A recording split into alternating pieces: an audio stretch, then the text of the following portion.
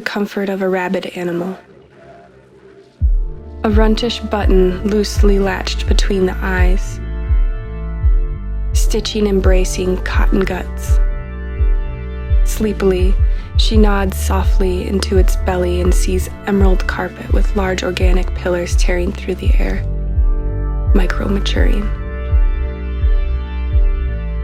A snap, a grunt, snot slops in and out of dimpled ebony tar nostrils, disordered fur sewn to goops and flubs of animal, and propped into four spiked, clumsy clubs. The beast canters, slamming pad and ground with a terrifying pablum, and a throat-gnarled forest guardian. She nuzzles in close, and a stretch of her long yellow is caught in a button nose, a loose black button. She pulls easily from its hold.